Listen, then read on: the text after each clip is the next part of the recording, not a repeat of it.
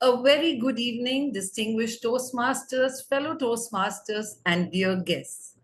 It's a pleasure to welcome you all to meeting number 8 of the Gabbys Online Advanced Toastmasters Club. Welcome to another power-packed meeting full of learnings, speeches, and double evaluations. I'm Toastmaster Priya Singh, your Sergeant at Arms for today's meeting. Before we begin, I would like to put across a few important guidelines to ensure that we have a smooth and productive meeting. Our session today will run for approximately 2 hours, and you all are encouraged to stay with us till the end of the meeting to get maximum benefit from it. Kindly ensure that your camera is on throughout the meeting and your audio is off until you are called upon to speak or you need to speak during the meeting. While at Toastmasters International, there is no restriction on speaking on sensitive topics such as sex, religion, and politics. Here at the Gabbys, we request all participants, role takers, speakers to be mindful of their views that they express about these sensitive topics. At the Gabbys, we stand by our club mission, which is to create a supportive and positive learning space where members build communication and leadership skills, resulting in increased confidence and personal growth. So today's theme is Why So Serious? Let's begin this session with a small poem on this theme. Why so serious? Why wear a frown when you could smile? Why keep rushing? Just pause for a while. The world won't end if you breathe deep or laugh out loud instead of weep. Deadlines chasing, clocks may tick, but joy can bloom even if it's quick. So loosen up, lighten up, don't fear the curious. Life's full of fun when it's not so serious. With that, I would like to call upon and pass on the virtual stage to the presiding officer to take the meeting forward. She's a 3-time Triple Crown Award winner, a dynamic soft skills trainer with a dream to empower women leaders. She boosts confidence, communication, and careers. An avid storyteller and a passionate traveler with her suitcase full of stories. Let's put our hands together for our presiding officer of today's meeting, Toastmaster Samita Kar. Over to you, ma'am. The virtual stage is yours. Thank you so much. Let us hear it for our Sergeant at Arms, Toastmaster Priya Singh. Toastmaster Priya Singh, with her energetic start, and every single week she brings this lovely poem. And the start is awesome. With that, I welcome all the members of the clubs, the visiting Toastmasters, and guests to our meeting today. I can see a few guests.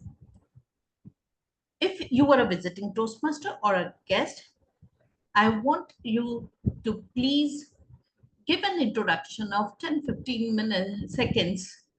Yes, I can see visiting Toastmaster Anton Kozik. Can you please tell from where you are, sir? Hi, good morning. I apologize for the noisy background. I am from Toronto, Canada. I heard about your club and I decided to visit it quickly this morning. It is 10 a.m. here in the morning, so I just finished my breakfast. So I am slowly waking up. So I'm hoping to have a great meeting with you. Thank you very much. Back to you, Madam Chair. Welcome to a meeting. Please stay till the end, and definitely we would like to hear about our meeting and get feedbacks from. And I see Kendall Cato. Are you a Toastmaster or a guest? Yes, good. I'm a Toastmaster for 6 years now. I have visited before, and I am a member of your global. So I'm looking forward to today's meeting. I like the theme, so I'm very interested to hear what you have to say, your presenters. So here I am. You're from which part of the world, sir? Oh, so I am Trinidad Caribbean.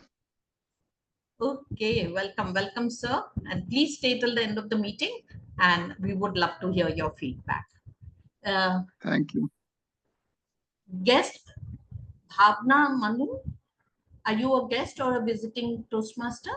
Can you please unmute and speak? A very good evening. I'm Bhavna Manupatra and I'm a guest. And I'm here especially to cheer Ms. Poonam Chaudhary. Okay, please, welcome.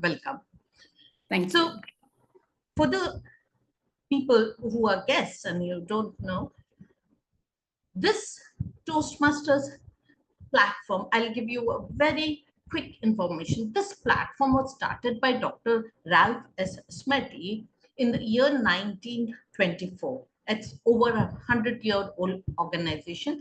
This is a platform for public speaking and leadership growth. But when you join Toastmasters, you definitely see that we get much more than only communication and leadership. In this meeting today, I will be welcoming a few new members. First is Toastmaster years of experience. He did his BTech in computer science from Krishna Institute of Engineering and Technology. He's from a small town in Uttar Pradesh called as Banda, which is famous for its Shazar stones. Welcome, Toastmaster Abhinav. Next, we have Toastmaster Amit Gupta, who was a member and now has returned back to the club. Welcome, Toastmaster Amit. And we have Toastmaster Pratibho Karmakar, a third-year student in IIT BHU, majoring in material science.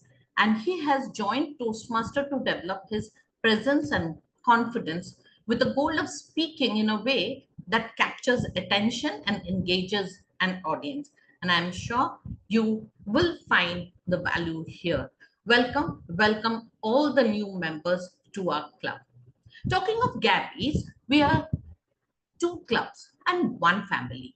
We meet on Tuesdays online, and on Saturdays, it is a hybrid meeting.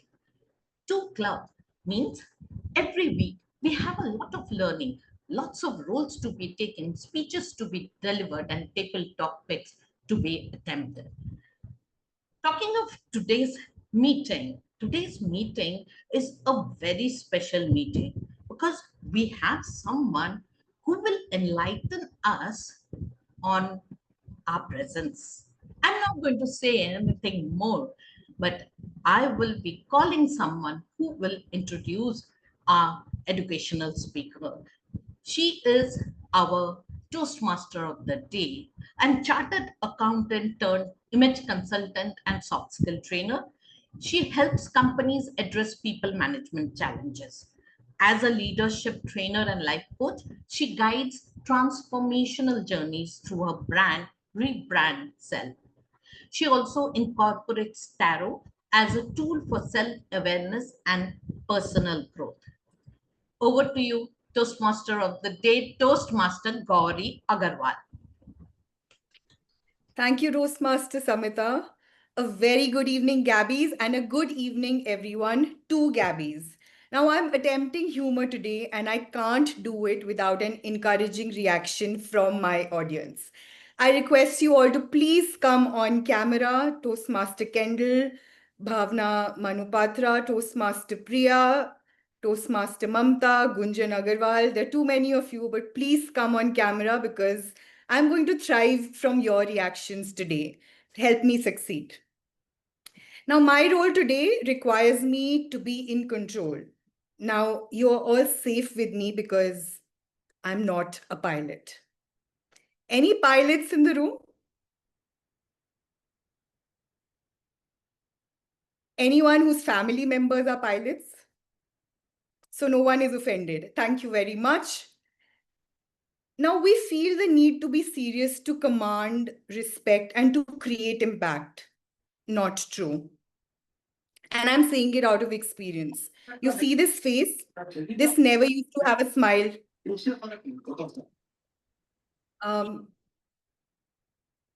Can Continue. I'm muted. You were on mute.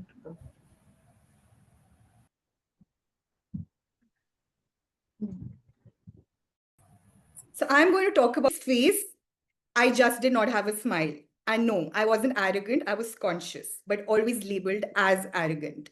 So rapport is actually created when your guards are down. And I'm telling you this through experience. Humor looks effortless on the front end, but there's a lot of work that goes in the back end.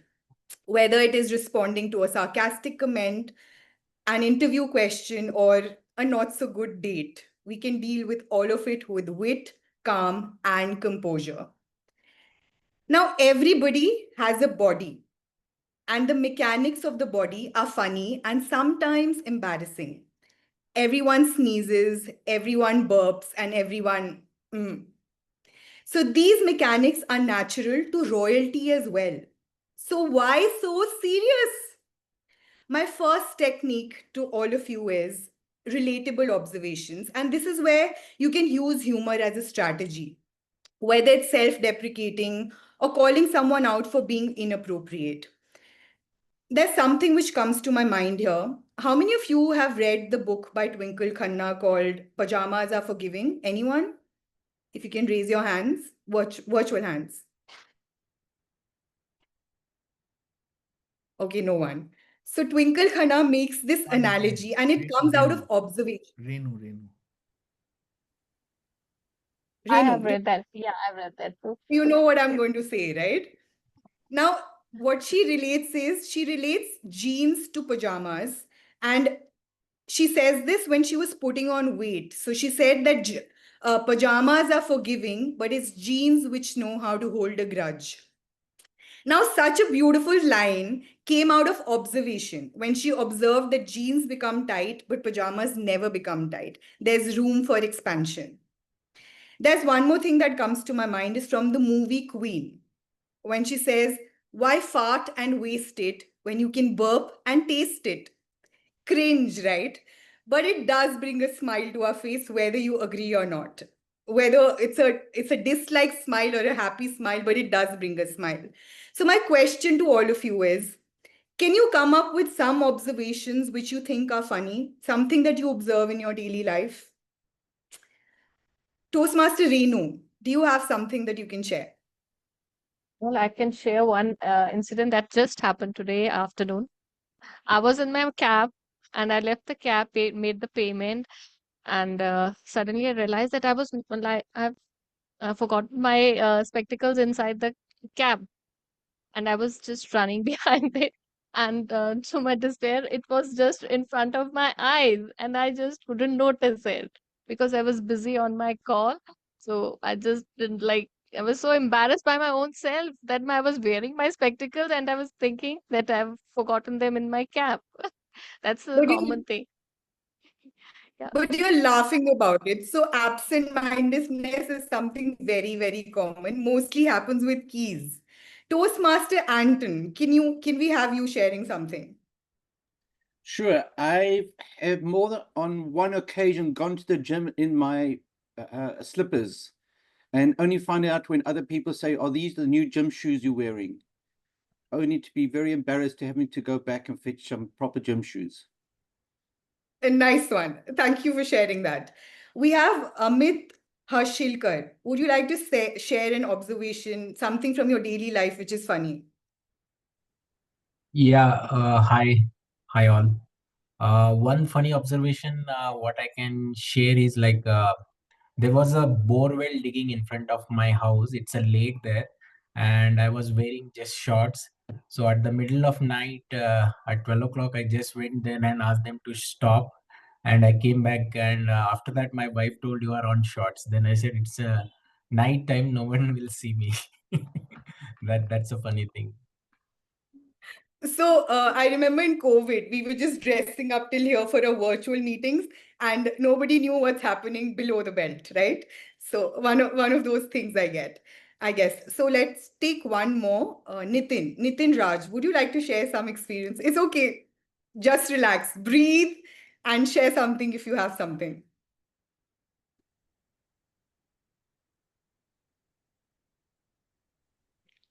And this is my first meeting, so I'm very nervous.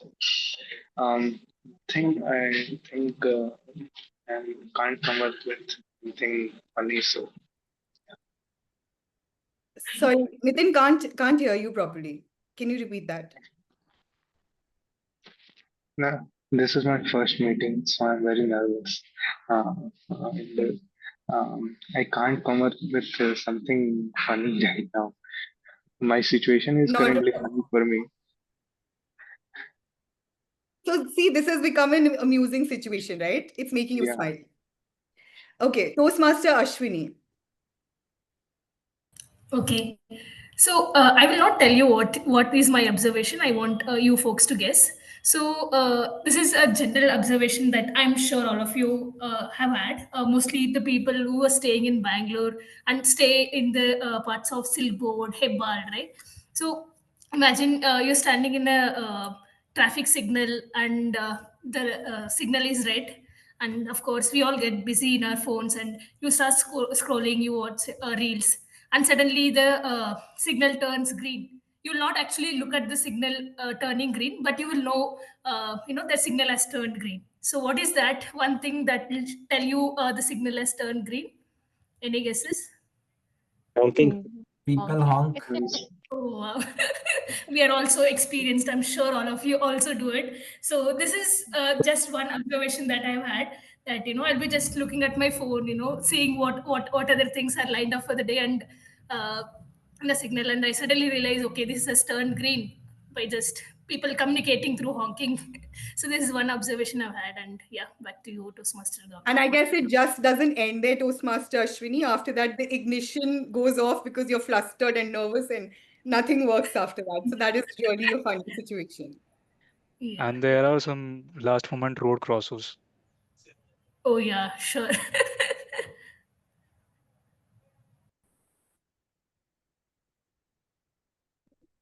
Yes, that as well.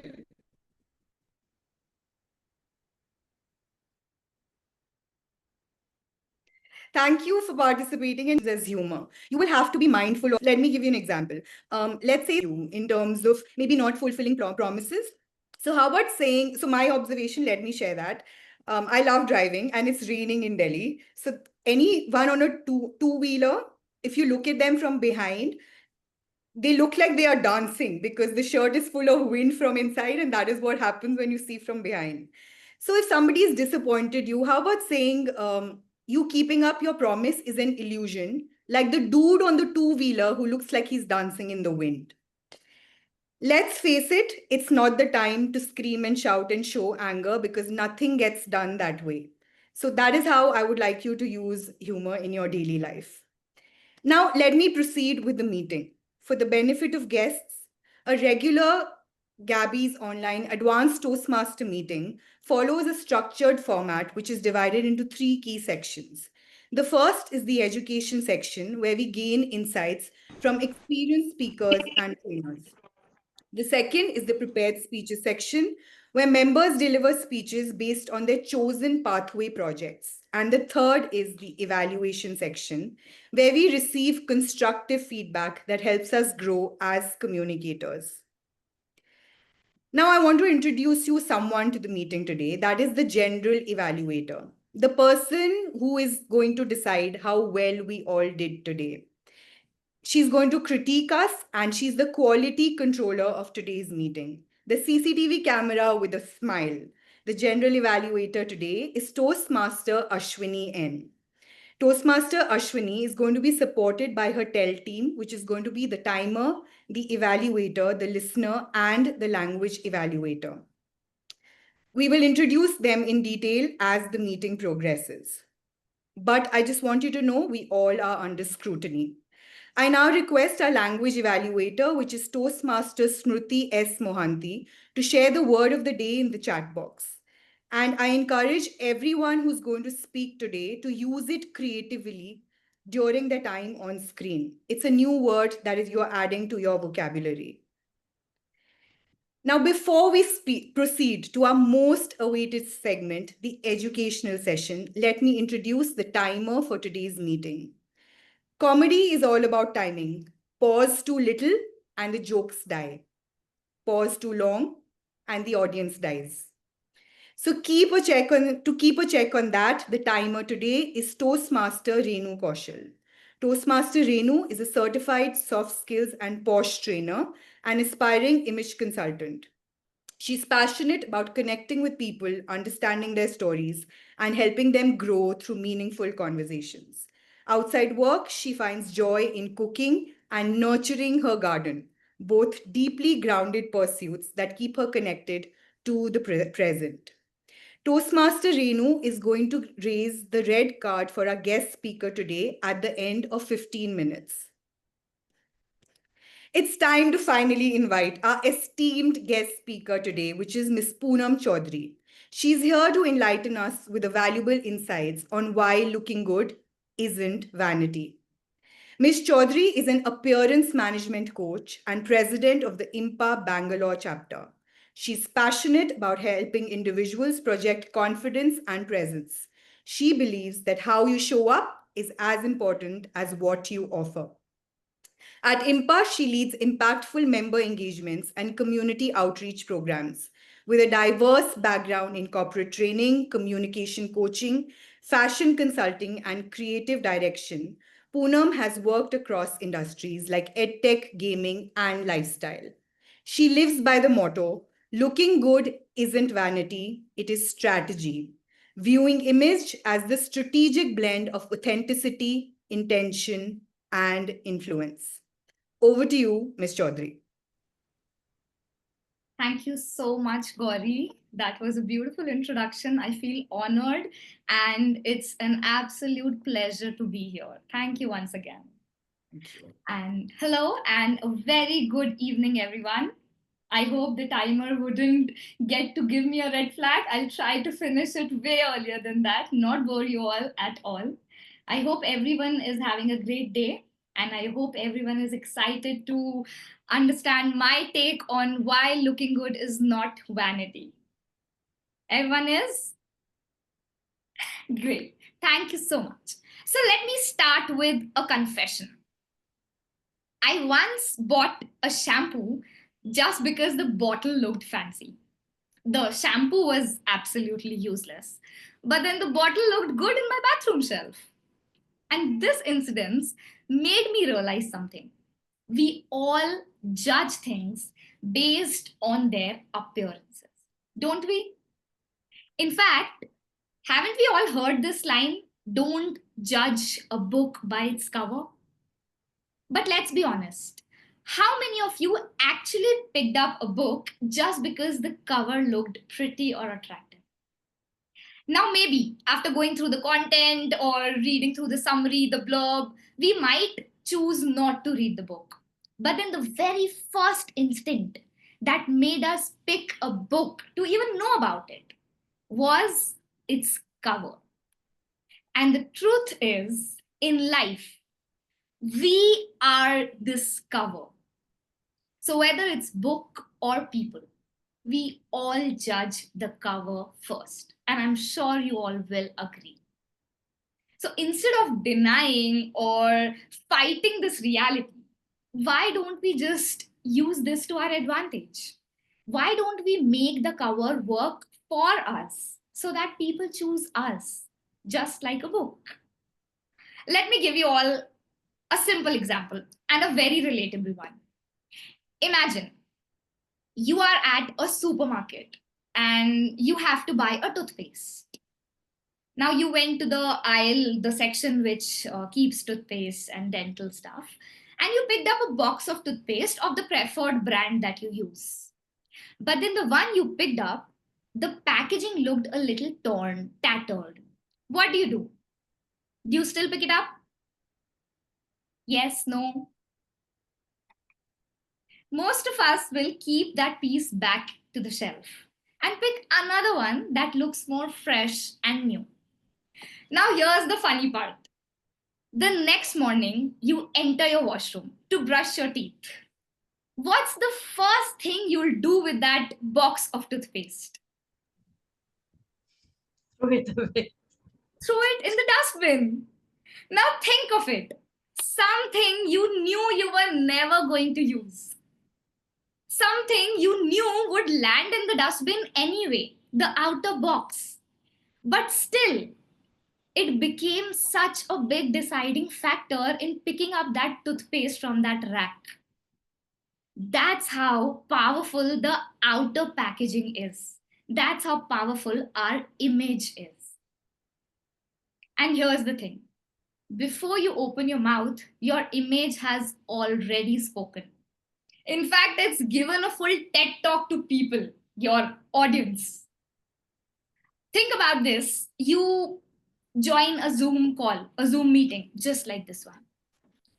Now, person one shows up sitting in front of a half-open cupboard in the background with hangers sticking out, clothes unfolded and stuffed in that wardrobe. There is half-eaten food kept behind. There are bottles lying around.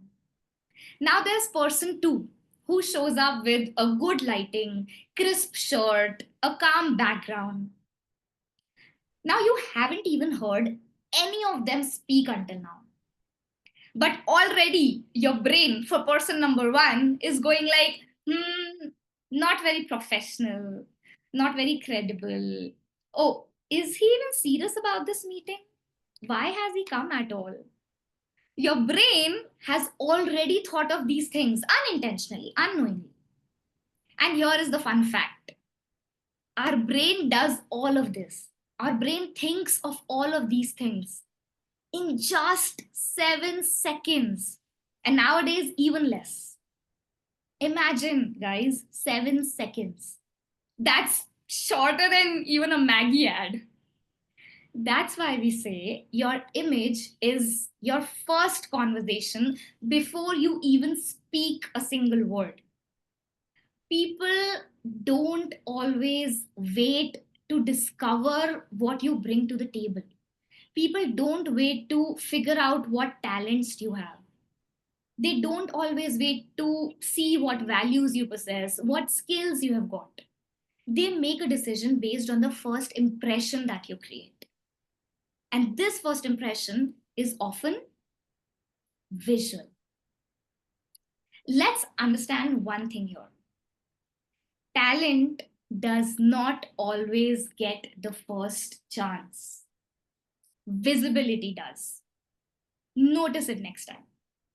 Tell me, we have all met someone at work or maybe in our circle who's not the most talented, who is not someone who has a lot of skills, but is still someone who always gets the attention, who will always get the mic, will get the promotion, opportunities. They are always in the limelight. Why? Because they own the room with their presence, the way they carry themselves, the way they present themselves in front of people. Think of LinkedIn profiles. Let's say you are looking for profiles on LinkedIn to hire someone for a job opening that you have. Okay?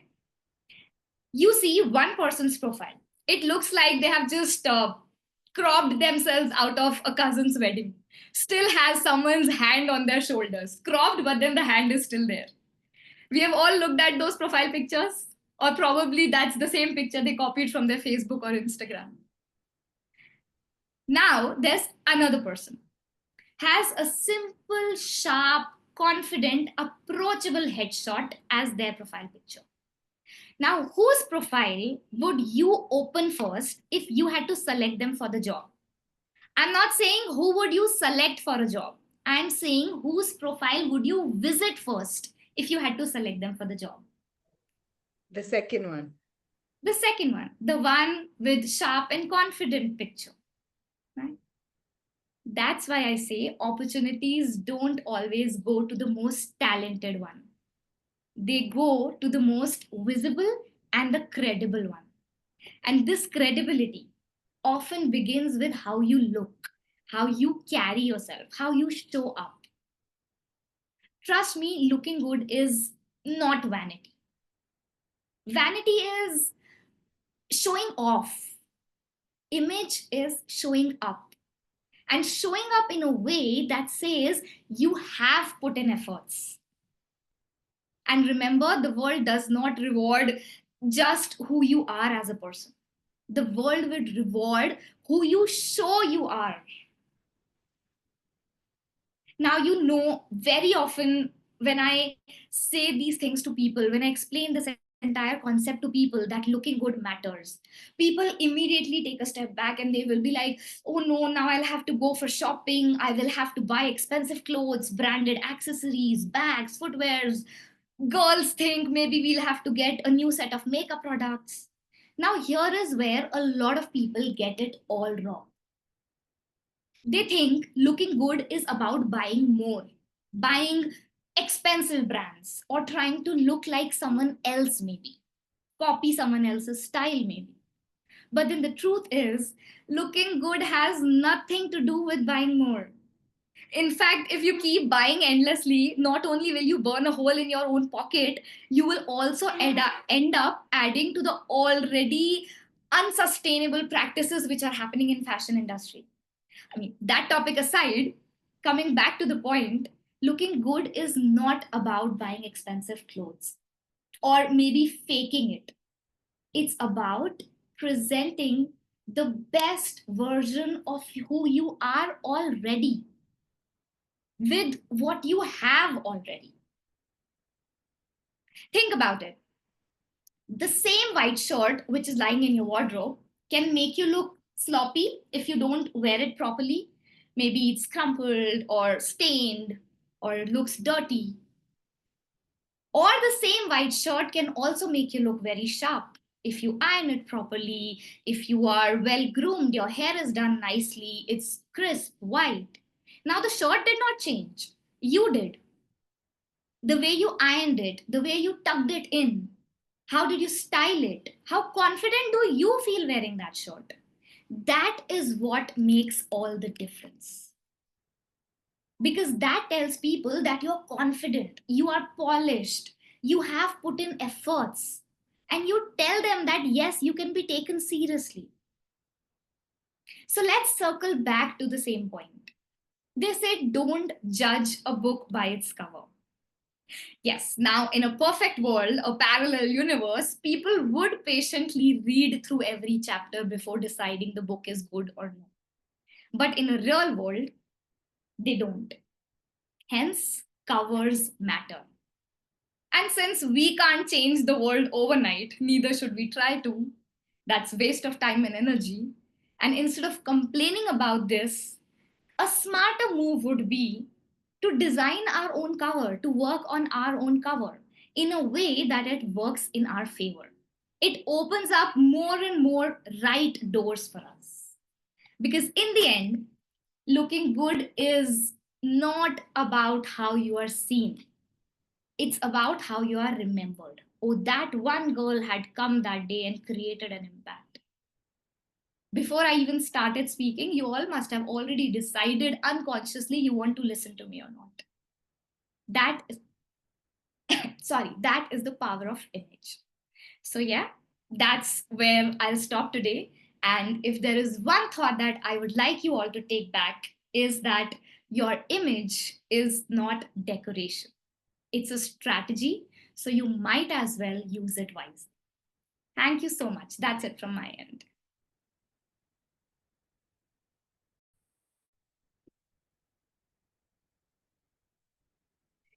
Thank you, Miss Chaudhary.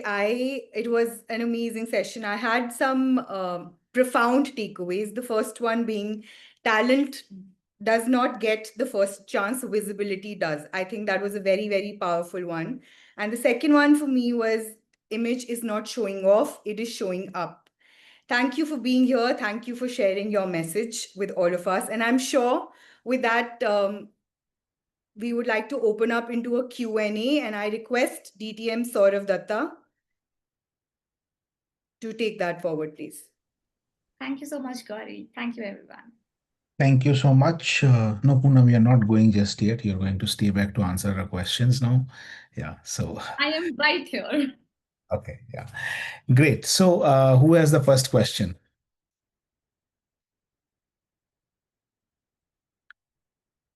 Okay, I'll take this opportunity till the time people are deciding what to ask. I'll admit it upfront. I'm very cynical about this entire topic. I have zero conviction in image management. I have zero conviction in first impression. I, in fact, feel that this entire thing is kind of made up, right? And my example would be a Steve Jobs or a Mark Zuckerberg, right? The usual suspects. If image and dressing up is so important, how do you explain a Mark Zuckerberg or a Steve Jobs? I mean, even if I wear all the suits in the world together, I would still not even be at 0.00001% of where they are. So how do you explain their success and not having, and there are tons of such people, right? So how do you explain that? Definitely, Saurabh. Thank you so much for that question. In fact, you're not alone being cynical about this. There are a lot of people who still consider that image is not very important to be successful. And I am going to clarify this here that we are not saying that if you present yourself better, that is what is going to lead you to success. Say, for example, you have a business. I'm not saying looking good or presenting yourself better will make you reach the success, but it will open the doors for you, the very first door for you. There are two people. One looks very good, one looks average. The one who looks average might not have a lot of, way how to present himself, but is extremely sound with technical skills, which is required for the job. But then there is one person who looks very professional, upkeep, and somebody who might not be very strong at technical skills. By the time they reach the interview, the interviewer might have already in first 7 seconds decided who they want to listen to.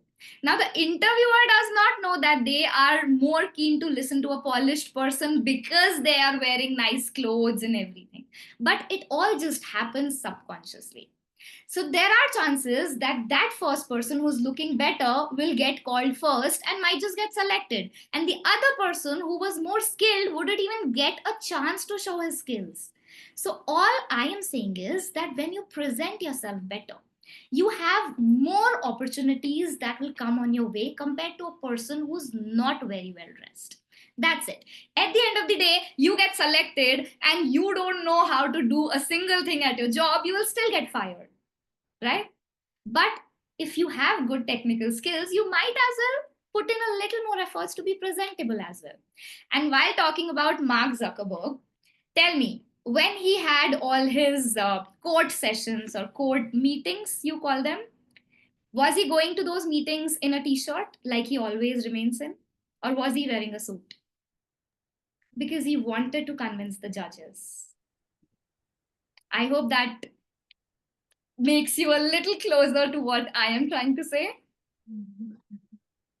Okay, I'll pass that on question. But, I'll probably read out another question. I just want to add a point to what Saurav's question is. So Yes, Mark Zuckerberg, he has some six same color t-shirts and six same color jean pants. So why he choose the wear same color dress every day? Because he don't want to waste time on decision making which color uh, dress I'll wear this day. So every day he wears that. It's just because of his saving energy on decision. That is what I understand. Just wanted to add here. Yes, absolutely. I'm sure that is one of the reasons, because the amount of business and the decisions he has to run, saving energy on deciding clothes is the least of his priority. And he is at a point where he looks good in terms of clothing or he doesn't look good in terms of clothing. People are still going to work for him because that is what he has to offer on the table. Okay, so Amit, the bottom line is we need to be a Mark Zuckerberg to be luxury to not decide on what to wear. Okay, so we'll go on to another question. The next one that has come from Sheel. It's more like a comment, and she wants to know your thoughts on this. So one of the things that she says that she has observed, especially for female leaders, is that senior management sees dressing up as less competency. They kind of judge you. So she has heard comments like she has too much time to spare on dressing up, doing makeup, and all that. And I wouldn't disagree. I've spent a good amount of time in the corporate world, and I've seen people commenting on these things. She's busy doing her makeup. When will she work, right? So, what are your thoughts here? Can this be counterproductive? Sure. So I also 100% agree with Sheel that yes, if you dress up way too much, put on a lot of makeup, put on a lot of jewelry and everything, and go to work, you will still be considered like all she's doing is putting in energy in vanity, showing off. Remember, showing off and showing up? So all these things will be good if your work is here.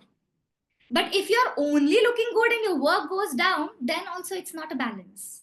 And I'm not asking you to wear a lot of jewelry, decide a lot of makeup before you reach office. All I'm asking is looking presentable. Don't go in a messy bun to an office. Unless, again, image is a perception. Again, if you want to show that, oh, I'm very busy and I don't have time to get ready. If that is the message you want to project, please go very unkept. So it's all about what is your goal.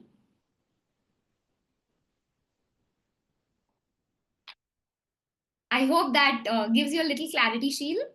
Yeah, thanks, Poonam. Yeah, actually, it's the other way. The second part that you said, right? That girls who have buns on their heads are the ones who are working hard, and that's how the show off happens in the second directions. It's like don't dress up at all. Absolutely. So it also depends from culture to culture. But tell me, if it's the other situation, you are making a job shift where you are going for an interview, would you still want to go to an interview with a messy one, trying to show that I'm very hardworking? Yeah, so completely agree. It's like situation to situation, it does vary. Goal to goal, requirement to requirement, culture to culture. Yeah. Okay. So we'll move on to the next question, some of which are comments. So I am skipping those. I mean, those were for you to read and, kind of maybe inputs that you can use. One question I got on DM is that how can I build visibility if I prefer to stay behind the scenes? I'm assuming that, this is about I don't want to come on camera or I don't need to come on camera. I'm working remotely. I'm a solitary worker. I'm a lone wolf, right? So this is a very common scenario in Bangalore where I didn't meet one of my manager I was reporting to for 3 years because he was in US, I was in India, and he retired. And after that, I never got get to meet him. So I don't even kind of made an impression when we just spoke on the phone, not even an online meeting. So what about that? Right. So I'm going to use an example which is a little different from the work industry. I don't know who got this question, but This is Akshay Singh. Akshay is there in the room. So yeah. Akshay.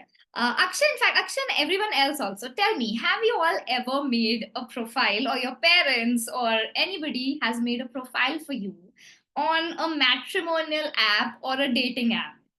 Again, the example is very different. Have you ever selected a profile which did not have a picture? Would you accept a request from somebody who does not have a profile picture? So that's the importance of looking good, coming in front of people, being seen, that it holds. If you want to be visible, if you want to be able to create an impression, like Saurabh, you mentioned, you were never able to, make an impression with that person. If you want to build a rapport, it's important that the other person sees you, that you see them. That's how the connection happens. Even if there are people who are not on camera here right now, might be very active and listening and might have questions, but still people who are seen are the ones who are on camera. They come across more confident, that I'm confident, that is why I can switch on my video. Now again, you might not be very well dressed up and decked up in makeup, but you are very comfortable in your own skin. At least you're not sitting here in a night suit, right? Because this meeting is important to you. So yes, Akshay, if you want to build a rapport, if you want to come in front of everyone's eyes, if you want people to see you, see your work, appreciate your work, I would suggest start putting in efforts to come in front of them on cameras every time there is a Zoom call, there is a meeting, or if you have to still, take baby steps, I would say at least start with putting a profile picture. I see a lot of names here who are not on camera, but it's okay if you're not comfortable with coming on camera initially. At least put a profile picture. Baby steps, right? Yes, as Galal mentions, you never get a second chance to make a first impression. Lovely. So I think Priya and Samita, the questions are kind of somewhat related because Priya is saying that the three key aspects that we should keep in mind when it comes to creating a positive, lasting impression to our image in our first meeting. And Samita wants to know three things to keep in mind for an online meeting, right? So why don't you just combine these two and say, how do we, because this is the Gabbys Online Advanced Toastmasters Club, why don't you answer the question that what are the, maybe not three, for in the interest of time, what is that one thing that you need to keep in mind when you're turning up for the first time in an online meeting and you people want people to be like, really, wow. The very first thing, and I think the only thing that can make or break your first impression, every time you switch on your camera, please come with a smile. That is the most beautiful clothing or jewelry or anything that you can wear. That makes or breaks an impression. Yeah, so that there goes my chances of making any good impression. Yeah. Okay. So, and I think God is also resonating with that already. She's like, yeah, yeah, me too. Yeah. Okay, good.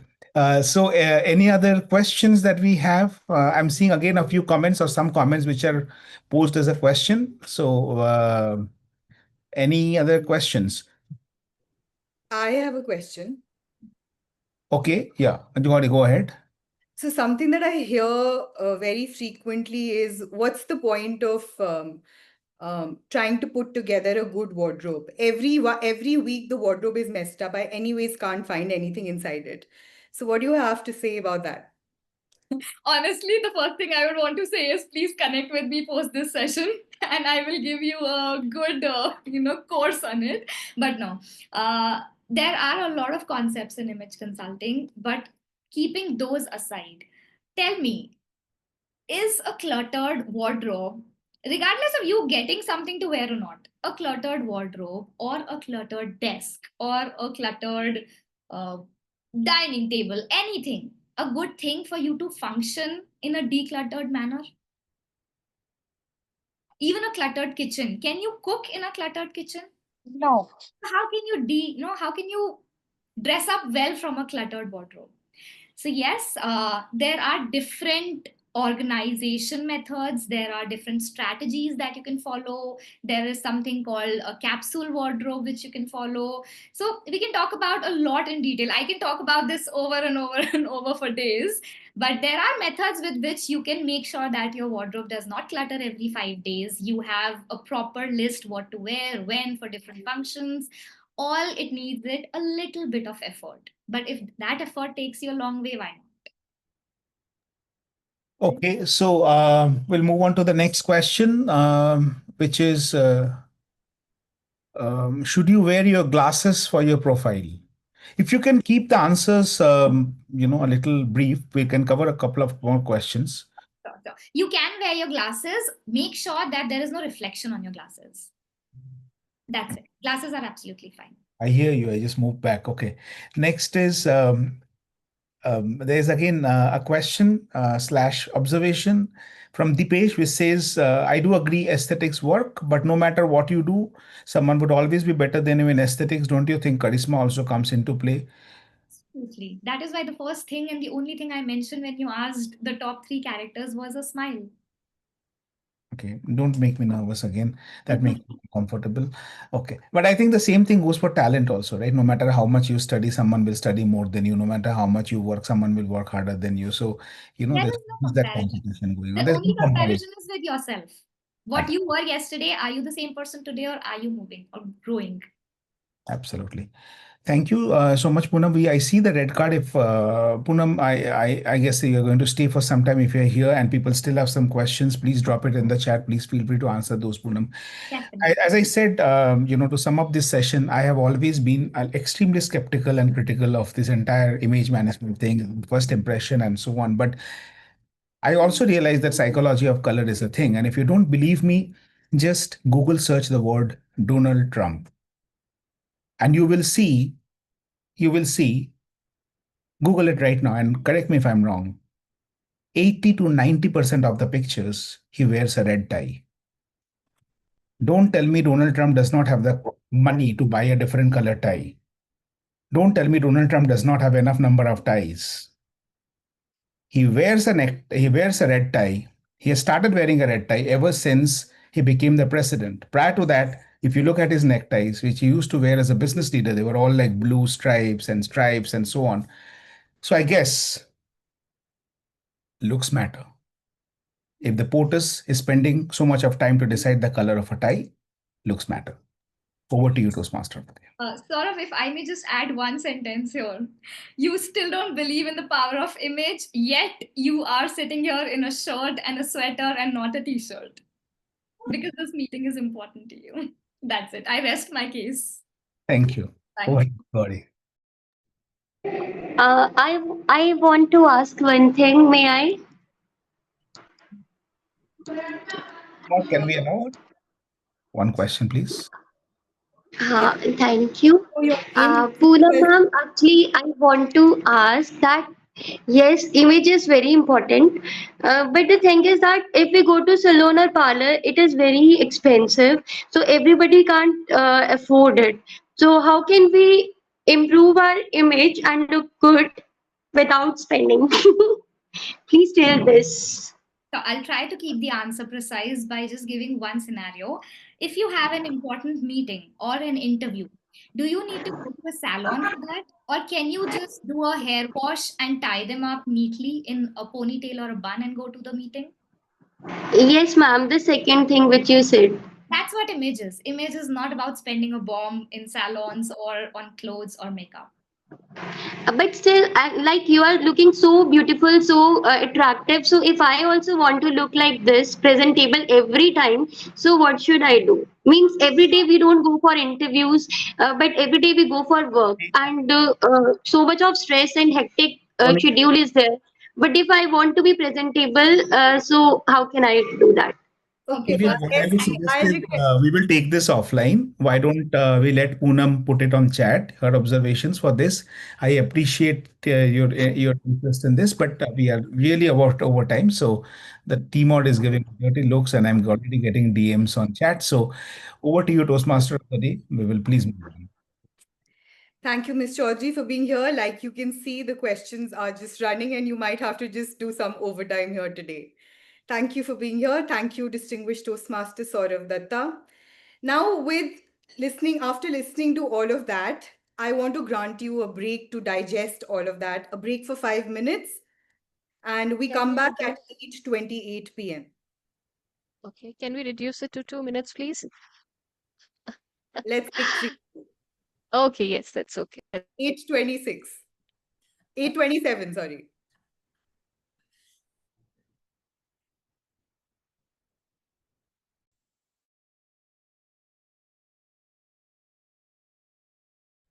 Okay.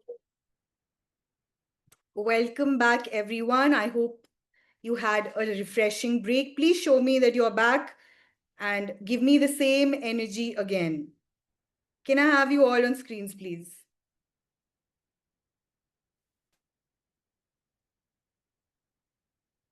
I'm waiting.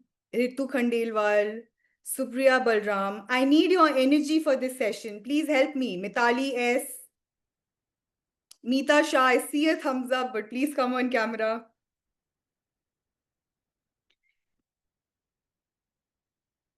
Okay, moving on with the theme. Why so serious? Now, there are some moments for me, particularly when, you don't always want to tell everything or a lot about yourself to everyone. And you want to do that without making it obvious. That is also one place where humor helps. In the first section, I told you how you can use humor as a strategy. Let me tell you here how you can use humor as a skill. And as Toastmasters, we are familiar with the rhetorical device called Rule of Three. Rule of Three is extremely powerful when it comes to humor. Now, for those of you who don't know what Rule of Three is, we say a sentence with three things or three words. The first two items are kind of in the same pattern, and the third one breaks the pattern. It's kind of an absurdity. I'll give you an example. In Toastmasters, we learn to speak clearly, think quickly, and panic quietly. So when suddenly the panic quietly kind of adds humor. So the first two are setting a pattern. Your audience is not prepared for that twist, and that's where that smile comes in. Now, I am going to throw some sentences at you where obviously the third part is missing. First, please relax your nerves. I know it's not easy to think on the spot, but try to participate and share whatever comes to your mind. The first one is, gym trainers always tell you to eat clean, sleep early, and who wants to try? Drink 3 liters of water. Nice. Don't go to a cafe. Don't go to a cafe. Good one. Don't eat junk food. Don't eat junk food. Is that funny? That's obvious for a gym trainer to say. But it's funny to our mind not to eat junk food. Ask me. I'm a chole bhature lover. Anyway, that's for another day. I tried yoga, the second one. I tried yoga for flexibility, meditation for peace, and dash. Fit, to be fit. Trying new gym clothes. With my spouse. Catching up of my sleep, doing shavasana. Okay, nice one. Poonam, you said something. It was funny. I could hear you. Something to do with clothes, but I didn't hear Trying you. new yoga pants. Trying new yoga pants. And because I talked about chole bhature, I would have said and chole bhature for survival. The third one, I'm at that age where I want health, wealth, and how do you give a twist to this? Health, wealth, and fun. A lot of money. Care. And care. C-A-R-E. And care. Somebody said money. A lot of money. Yeah. A lot of money. Okay. Health, wealth, and no job. Health, So I have to wake up every morning. Okay. I'm at that age where I want health, wealth, and no job. Toastmaster Galal, if you're saying something, you're on mute. Health, wealth, and happiness. Health, wealth, and happiness. Okay, as Toastmasters, we clap at everything. Speeches, table topics, and how can you add humor to this? And jokes. When someone uses word of the day. When someone uses word of the day. Okay. Sometimes we are forced to clap because we don't have an option. Oh, nice one. That's a nice one. So as Toastmasters, we clap at everything. Speeches, table topics, and when the speaker falls off. Okay, the fifth one, if someone is telling you you're looking tired today and you respond saying, yes, it's lack of sleep, too much work, and how do you add humor to this? To whom you were talking last night. Okay. I like the vocal variety also. Anyone else? I something on the similar line. Last night's alcohol. Last night's alcohol. Nice. Late night text message from boss. That's a twist. It's a wrong face pack that I used. It's a wrong face pack that I used. Nice one. That's a nice one. Toastmaster Galal. It's all right for us to disagree. I can't force you to be right. Straight, straight and pretty much in the face. I like that. Okay, so that is the power of rule of three, and it is a skill. You will develop it gradually. Now it's time to move on to the next exciting segment of our meeting, the prepared speeches. Now, each speaker in this section has crafted their speech with purpose and passion, aligned with their pathway journey. So sit back, listen closely, and get ready to be inspired. Our first speaker for today's meeting is Toastmaster Mamta Jain. Toastmaster Mamta brings her unique blend of creativity and logic, being both a visual designer and an engineer. This rare combination shapes her perspective, allowing her to tackle challenges with imaginative flair and analytical precision. Beyond her professional pursuits, she finds joy in Swadhyaya, reading religious texts, painting, and practicing yoga. She has joined Toastmasters with a clear and inspiring goal to become a more confident and impactful speaker. Toastmaster Mamta will be evaluated by two evaluators, Toastmaster Samita Kar, Evaluator 1, and I see her in the meeting. Evaluator 2 is Distinguished Toastmaster Nancy Goyal. Toastmaster Nancy, if you're there, can you confirm your presence? Yes, I'm here. Okay. Toastmaster Mamta is attempting her path motivational strategy, and she's attempting Project 4 from level 1. The project name is Evaluation and Feedback. Her project objective is to practice applying feedback and serve as a speech evaluator in the club meeting. Timer, please note her speech duration is 5 to 7 minutes. Toastmaster Mamta Jain, Small Habits, 21 Days, Big Changes. Small Habits, 21 Days, Big Changes. Toastmaster Mamta Jain. Toastmasters and dear guests, what if I told you that brushing your teeth, drinking water, or writing just one line in a journal could change your life? It sounds too simple, too small to matter, but that is the secret. Small habits are the seeds of big transformations. Think about a bamboo tree. For years, nothing seems to happen above the soil, but underground, roots are growing deep and strong. Then suddenly, it shoots up several feet in weeks. Our habits work the same way.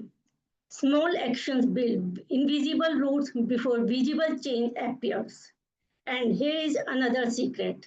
It takes just 21 days of consistent action for your brain to start embracing new habits.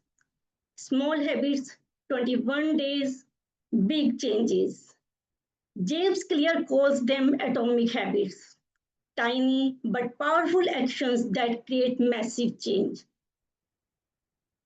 We love transformation stories. She lost 10 kgs. He became a morning person. She gave a TED talk. But we don't see is the quiet repeated steps behind the scenes. They didn't change in one giant leap. They changed through tiny, consistent actions, so small that nobody noticed at first. 21 days of repeating a habit gives your brain time to rewire itself. That is when the magic begins. Let me share my own journey. I wanted to feel more centered and focused. So I committed to doing 15 minutes of yoga every morning. For 21 days, no excuses.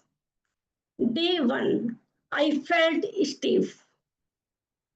Day 6, I began to look forward to it. Day 14, I added 5 minutes of meditation. Day 21, it didn't feel like a task. It felt like me. One small habit, 21 days, and a new version of myself emerged. Why do small habits work so well?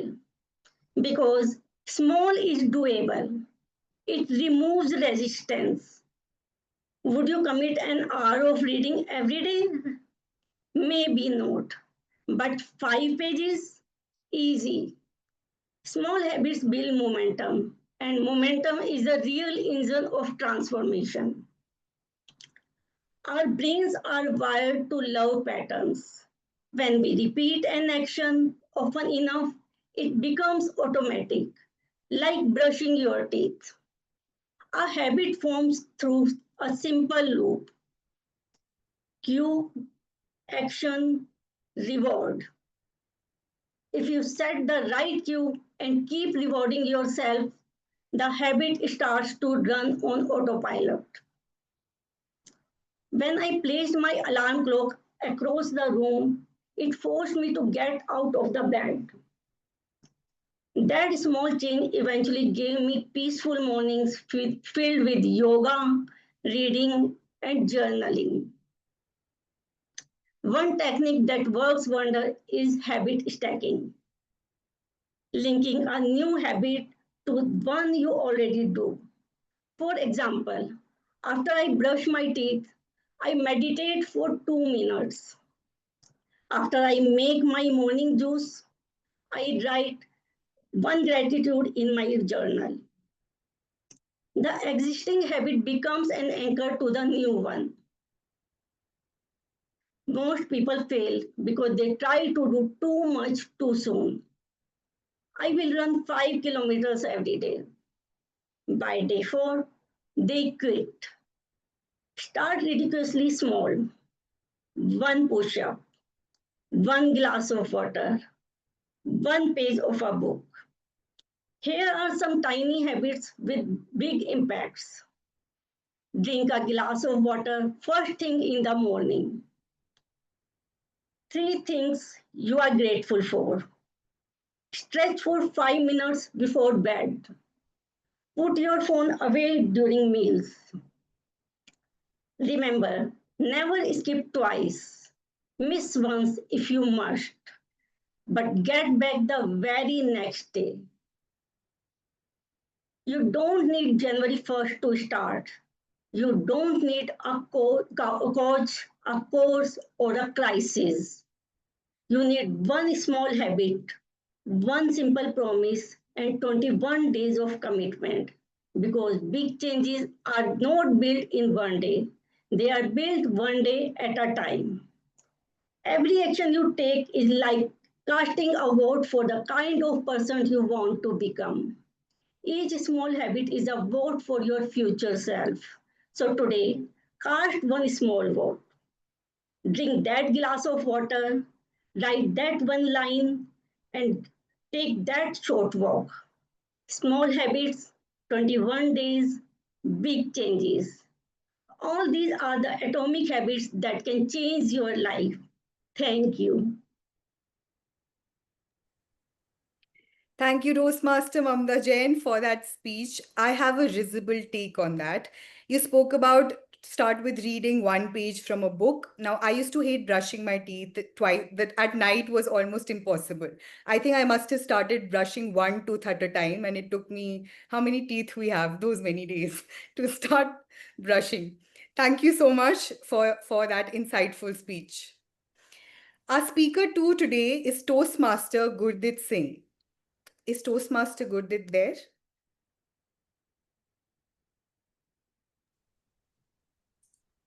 He is there. Toastmaster Gurdit, can you come on camera, please?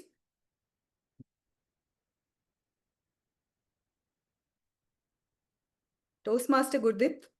Yes, I'm here.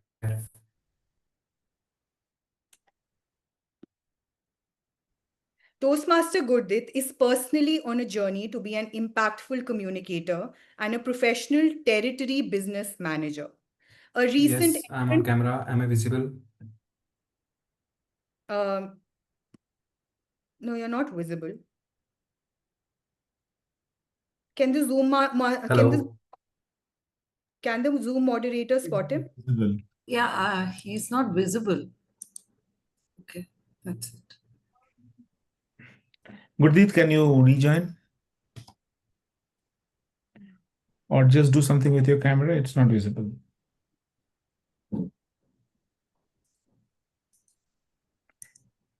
In the meanwhile, Gauri just confirm the evaluators and also read out the project objective. So Toastmaster Gurdit is going to be evaluated by two evaluators again. Evaluator 1 is Toastmaster Priya Singh and Evaluator 2 is Distinguished Toastmaster Saurav Datta, both of whom are on my screens. Toastmaster Gurdit is attempting his pathway persuasive influence. He is going to be attempting project 2 from level 1. The project name is writing a speech with a purpose. The project objective is to learn and review basic methods for writing a speech with a defined purpose and to present a well-organized speech on any topic. Timer, please note his speech duration is 5 to 7 minutes. And in the meantime, I also request you all to please use the word of the day as much as possible. I request the language evaluator to once again share the word of the day in the chat box. Toastmaster Gurdit, ready? Okay. Toastmaster Gurdit, conversations, not transactions. Conversations, not transactions. Toastmaster Gurdit Singh. A very good evening to everyone.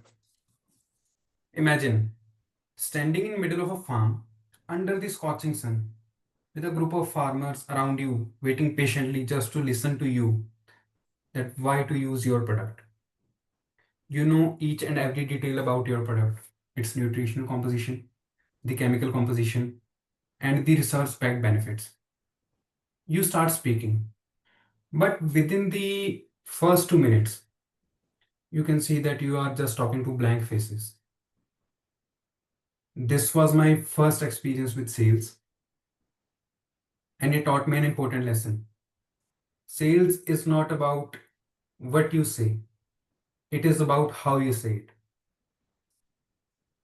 And when I was talking to farmers, I was trying to be logical, detailed, but this wasn't being persuasive to them.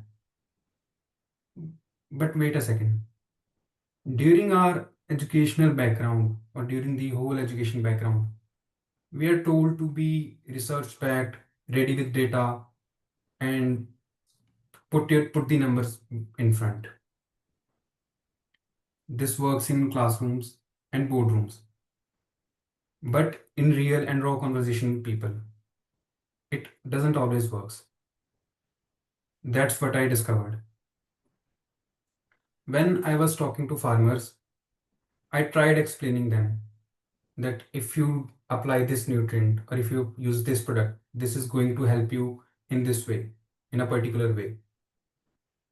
It will help the plants to perform certain processes, and that will help the plants to give you more yield. I was very proud of my technical knowledge, but the farmers weren't quite impressed with that. One of them even said that, dude, what you are talking about works in the books only. It's all bookish that you're talking about. It doesn't take place or it doesn't happens in our fields. How can you say that this process is taking place in our field? We haven't seen that working. How can you say that? And that moment hit me. My style of being detailed, technical, and logical was not very much persuasive for them. It might have worked for the boardrooms where I had to present my findings with insights, with numbers, the business plan backed with numbers, but it wasn't working for the farmers. I realize that persuasion in real world is different from persuasion in the classrooms or boardrooms. It is not about impressing the listener with knowledge. It is about connecting with the listener and the listener's world. It is speaking in the listener's language. And the next time, whenever I was talking to a farmer, instead of saying that this nutrient is going to help this process in plant, I shifted to simpler analogies that X nutrient will help the plants to have better flowers, and better flowers will help the plants to have get better yield. Suddenly, something changed. The heads were nodding. Instead of looking blank with confusion, the heads started nodding. And more importantly, they were able to trust me.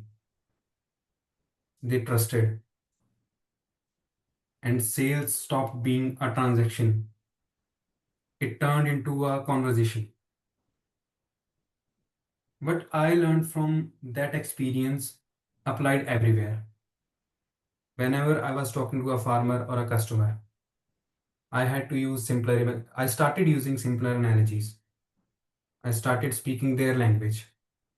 Whenever I shifted to channel partners or business partners, I started talking in numbers, in movements, in the shelf offtakes. And when I presented my cases in business meetings, I started talking concisely and with brevity. The same message can fail or come up with flying numbers. It depends upon how you say it. And that brings me to final Toastmasters.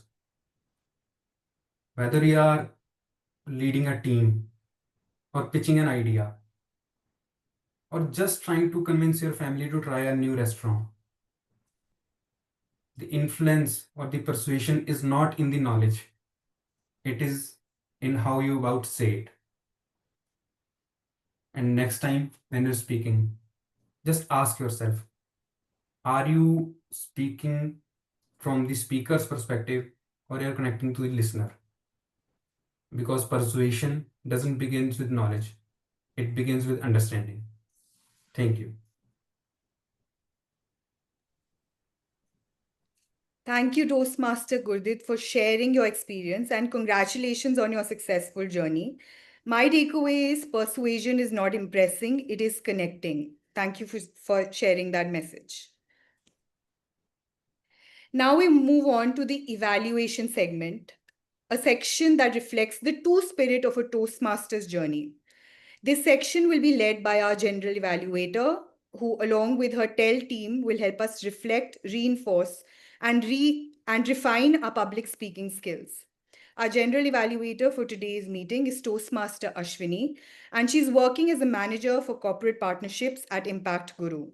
She expertly blends strategy and creativity to drive meaningful impact.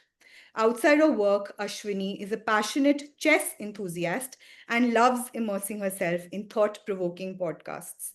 She's joined Toastmasters to refine her communication skills and connect with inspiring individuals like all of you. Toastmaster Ashwini.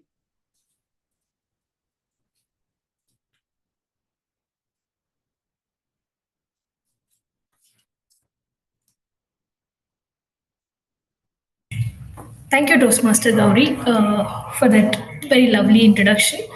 And good evening, all of you. Thank you for actively listening, and thanks to our educational speaker for educating us on the image consulting. So, with that, let's get started with the evaluation section. So, before I move on, I want to check with the timer. Are all the speakers qualified? Do we have any Yes. disqualifications? No, everyone was on time. Okay, great. So with that, let me quickly introduce the role of a general evaluator. As the general evaluator, I have been closely observing and monitoring the entire flow and energy of effectiveness of today's meeting. So before I present my overall review at the end, let me introduce you to the support squad that includes the TEL team, a timer, a language evaluator, and a listener. So have played definitely a crucial role in evaluating the various aspects of the meeting. So with that, before I ask the TEL team to submit their reports, I'll quickly move on to the evaluation section, under which we have two evaluators for each speaker. So this basically includes a dual evaluation system to ensure a more comprehensive and focused evaluation experience. So to maintain clarity and effectiveness, so that we have a better evaluation and feedback that's given to the speakers. So just to give for guests, just to give a glimpse of what each evaluator will be doing, the evaluator one will focus on what was said. So basically, they'll be assessing on the content, the structure, and the flow of the speech. And the evaluator two will focus on how it was said. That will cover on observing the speaker's voice modulation, tone, facial expression, gestures, and the overall delivery style. With that, let's begin with the evaluation of the first speaker. I have evaluator one, that is Toastmaster.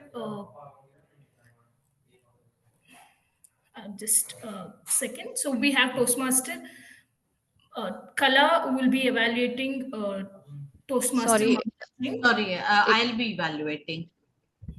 Okay, there's a change. I'm sorry. So we have our president, Toastmaster Samita Kar, will be evaluating Toastmaster Mamta. So, quick introduction about Toastmaster Samita.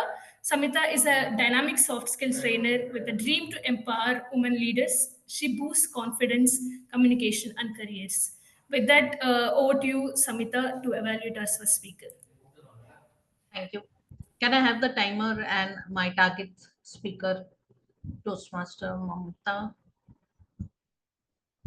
So, Toastmaster Mamta, your speech was very relatable and inspiring. Small habits, 21 days, big changes. So, what am I going to evaluate you on? On focus on idea, on structure, and purpose. Idea, your core message was very consistent throughout your speech.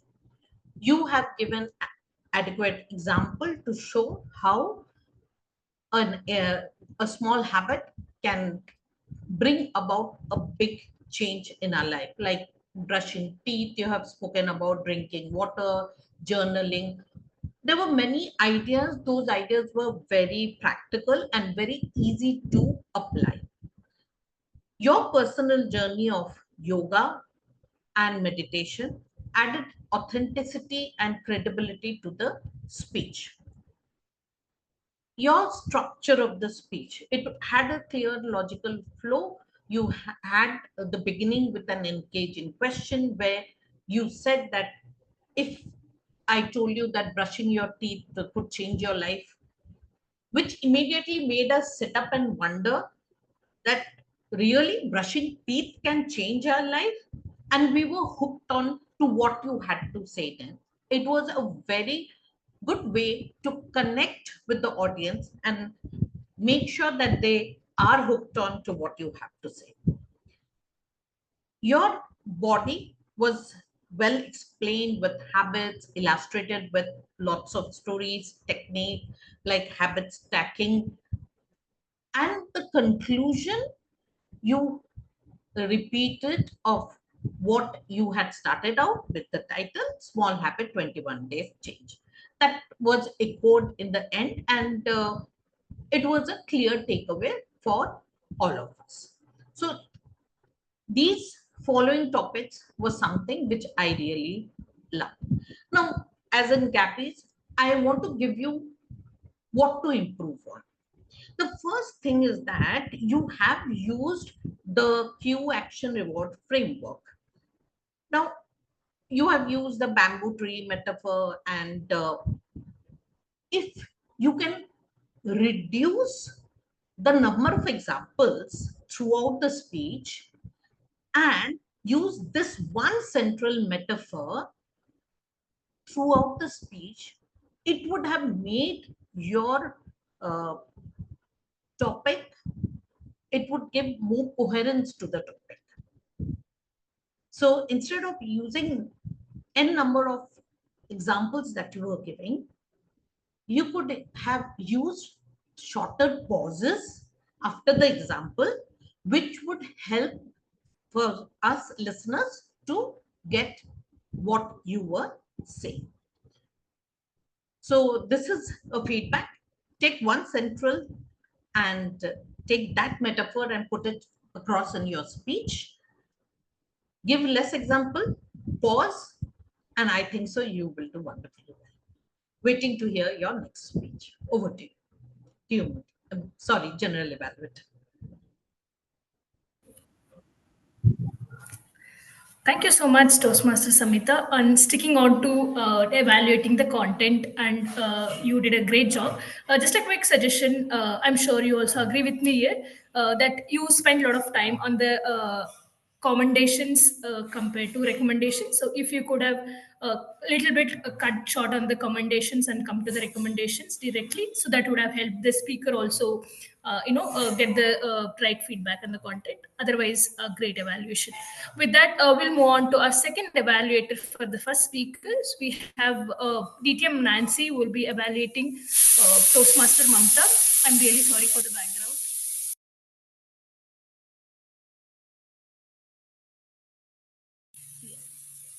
A quick introduction about DTM Nancy.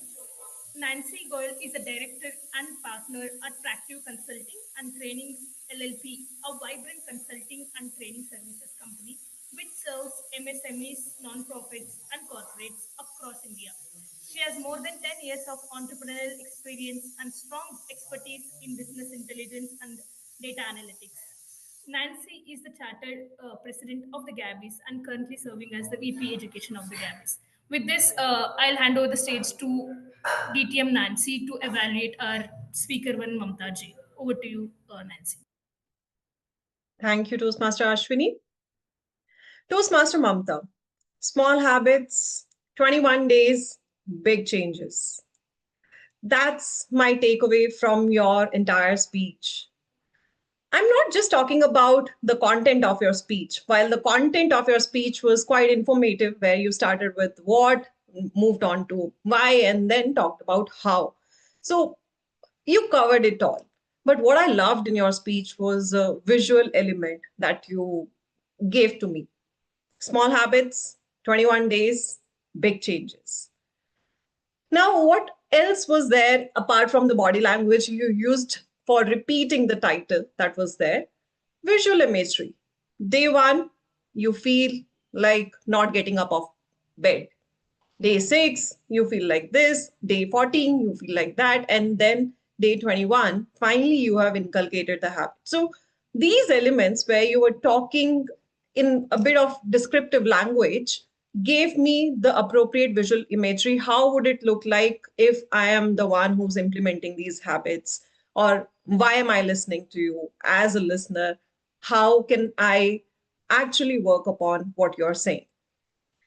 Apart from this, I love the enunciation at places like, would you commit an hour of reading every day? This stress on the word every day here was kind of made me just woken up from my sleep. That whether am I listening to you right? Yes, that kind of enunciation was here and there, ensuring that I am listening to you right. Now, these were the things which made me feel good about the speech, made me stick to the thought that you're sharing. I would like to share 2 small habits with you that you can inculcate in terms of your delivery so that you can do better in your speech going forth. The beginning of your speech started something like, what if I say brushing your teeth can change your life?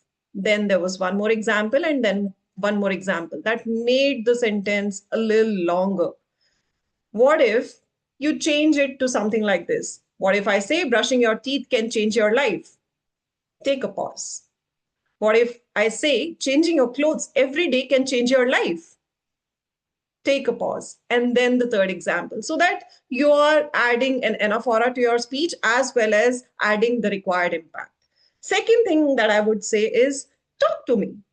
If you are having your notes, we can do public speaking in 2 ways. One, talking to people in front of us, or more like a newsreader.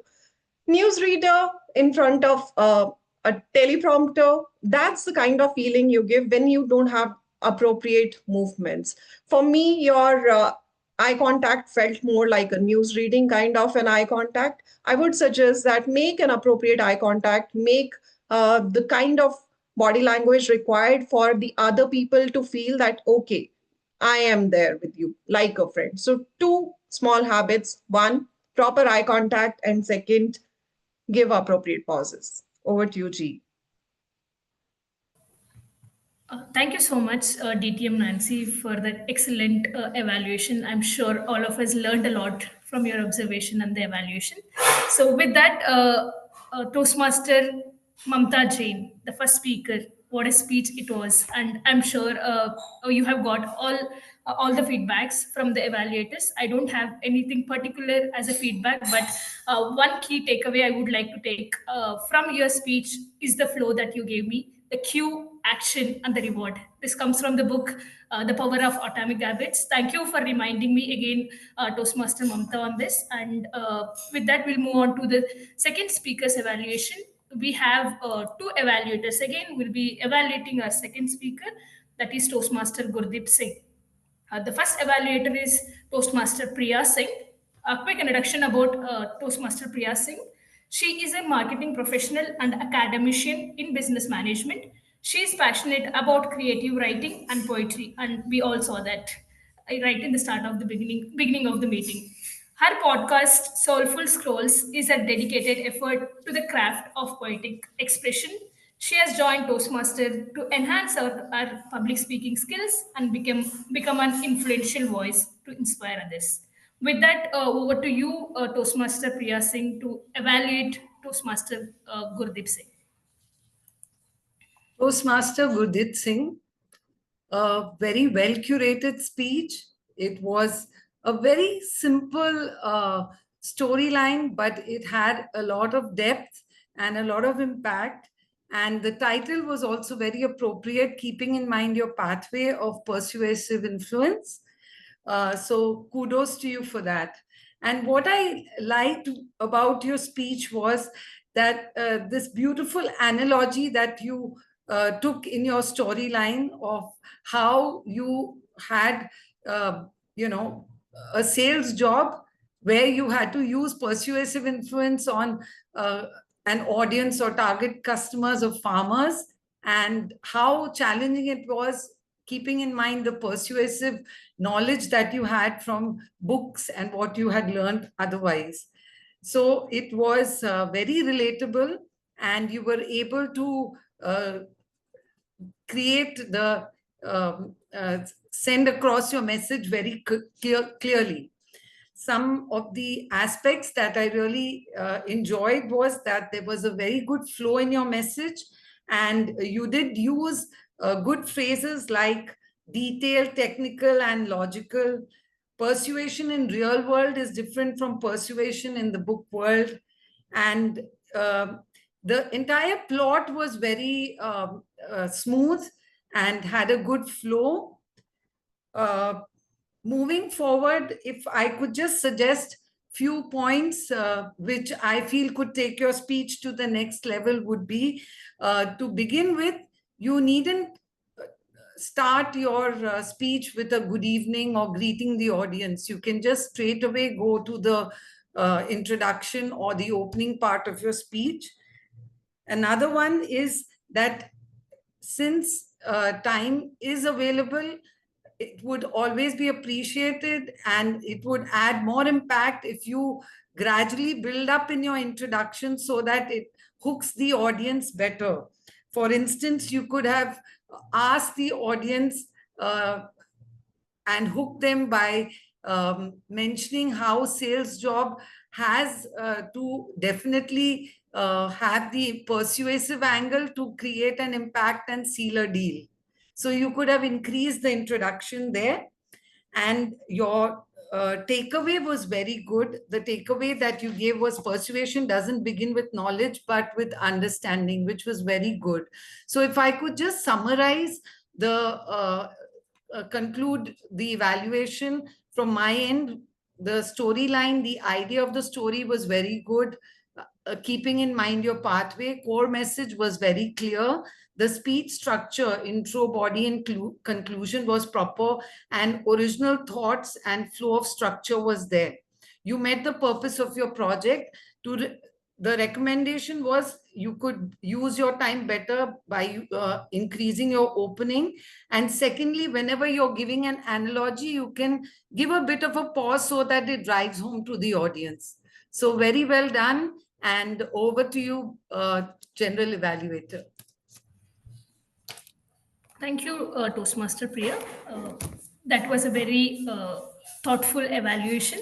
And just want to highlight one thing. I think for the second recommendation, you missed to give an example on where was the pause that was missing. So if you can just add that, that will basically tell the speaker to go back to his script and understand where you can add the pauses. Right. With that, well done. That will move on to our second evaluator for the second speaker. So a man who doesn't require an introduction, and today, unfortunately, I don't have the formal introduction as well. So, but yeah, nevertheless, a man who has completed 11 paths, and we all aspire for that, and an inspiration for most of us, and founder of the initiative called Practive, a consulting and training LLP, a vibrant consulting and training services company which serves MSMEs, nonprofits, and corporates. And I would like to take this privilege to congratulate Toastmaster Saurav and Toastmaster Nancy on doing this. And I see a lot of things happening with Practive, and you guys are doing an amazing job. With that, I'll hand it over to you, DTM Saurav, to evaluate our second speaker, Gurdeep Singh. Over to you. If you can't explain it to a 6-year-old, probably you have not understood this yourself. That was the tagline of my German boss, Mark 101. You reminded me of him, Gurdeep, today through your speech. What you told us is very simple. It is visible for you to think that knowledge is equal to persuasion. Point taken, because the point was very well made with a lot of examples, a lot of stories, and stories that were very relatable. You never tried to flaunt your knowledge. You shared with us your experience, and so we learned. What a beautiful way of teaching. What I also liked is your style of speaking, which is very calm, composed, always in control, not rushed. I mean, I guess like that soothing cup of tea after a tiring day kind of a speech. These kind of speeches do really well on weekdays. So good choice of a topic, good choice of delivery. Now, taking a cue from whatever you said in terms of how to persuade better, there are a few things that I thought that I should share with you, not as knowledge, but more as my experience. For persuading, apart from knowledge, what else do we need? You said understanding at one point. You said connection at one point. I think too much of conflicting messages confuses the audience. Knowledge is not enough, point taken. But then what else? Just stick to one. Either say understanding or say connection. You kept oscillating between the two. And if you see there is a connection between understanding and connection, what is that connection?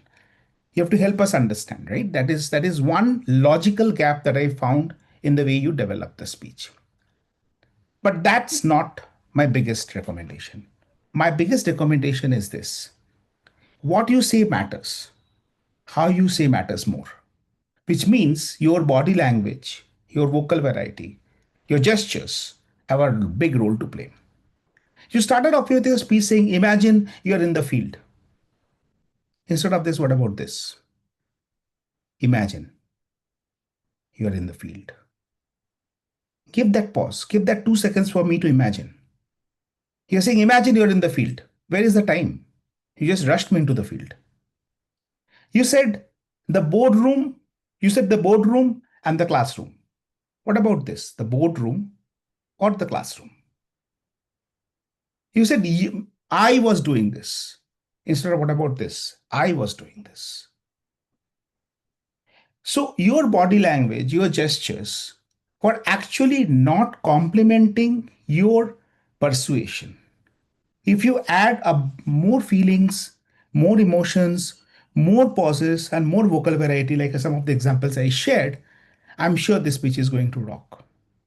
And the rest of it, you already have a lot of good stories, a lot of good learnings to share with us. So keep coming back and help us learn more and be better persuaders. Thank you. Back to you, Madam General Evaluator. Thank you so much, DTM Saurav Datta, for the detailed evaluation. And as always, I say that we have a lot of learnings from your evaluation and any role you take up. With that, thank you, Toastmaster Gurdeep Singh, for taking up the role of a speaker, and you are a great storyteller. That I'm sure, hands down, I can say that. And one thing, if I'm taking away from your speech, is the conclusion part. The persuasion doesn't begin with knowledge, but with understanding. A very strong, powerful quote that our first evaluator also mentioned. With that, thank you once again. So we'll move on to our next section, that is reports from the TEL team. So can I request Toastmaster Renu to show us how we did today, all the evaluators and speakers, if I have any disqualification? No, we don't have any disqualification. All the speakers as well as the evaluators were well in time. Okay, great. Thank you. Since Toastmaster Renu is already introduced by TMOD, I will not again repeat the introduction.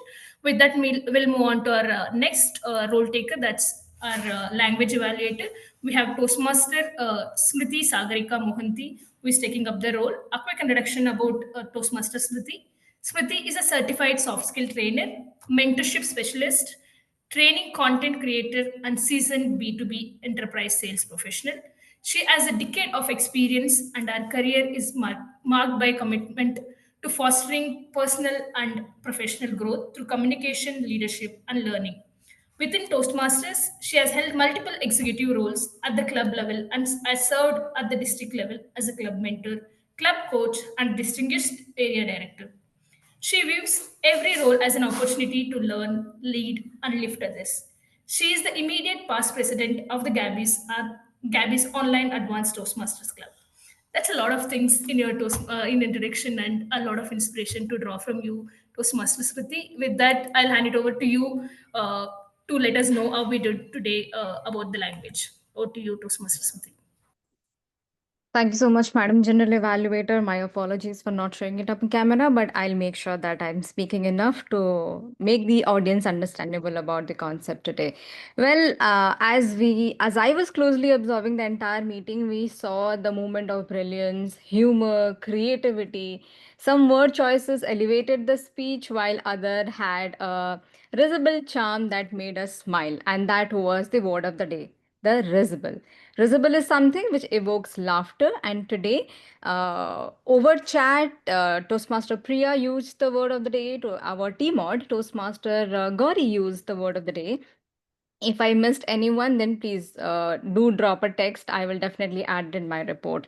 Allow me to share my screen where I made a note of the good usage of word and how beautifully this particular meeting did utmost justice to the English language. Please confirm once my screen is up and running. And if I get a thumbs up or a reaction, if my screen is okay, thank you so much.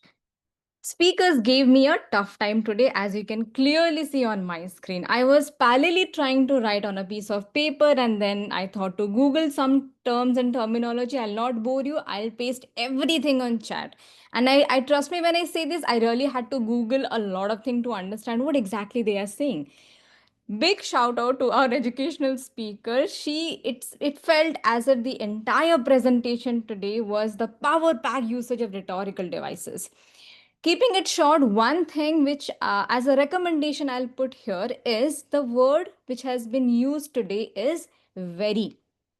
Each and every individual who took the stage used the word very like anything, including our speakers, our SAA, our T-mod, slightly Toastmaster Samita, our presiding officers, our evaluator, used very like minimum 5 times while they were presenting their thought, they were narrating their script. Can we drop that part? If you really want to use very, we can use the synonym like exceptionally or highly or briefly. There are many synonyms we can get.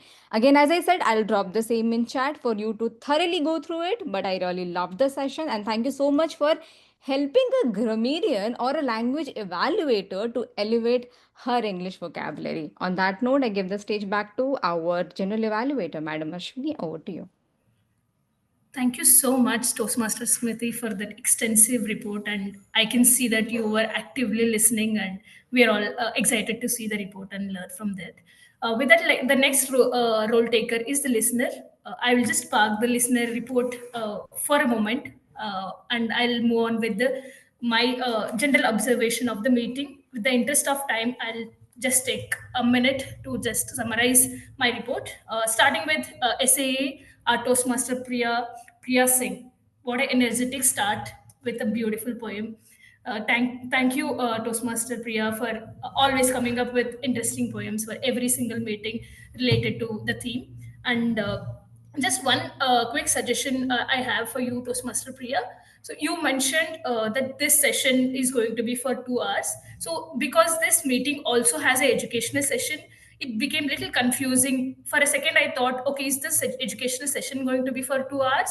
So that maybe you can just make sure, since you are starting the meeting and you are setting the tone of the meeting, instead of session, try to make sure that you use meeting. This meeting is for 2 hours and the education session is for 30 minutes. So just that one suggestion.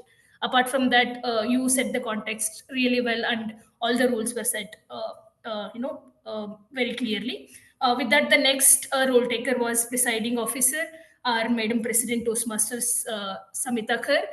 Toastmaster Samita Kar, as always, you are a very confident speaker and you introduced all the guests and the new Toastmasters who have joined the club.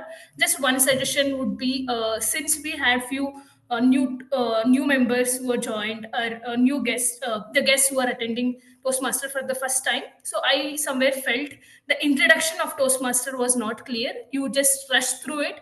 If you can maybe, since you have to do it in every meeting, so if you can just have one very strong line where you talk about Toastmasters, that would help. Apart from that, a great start for the meeting. And coming to our Toastmaster of the day, Toastmaster Gauri.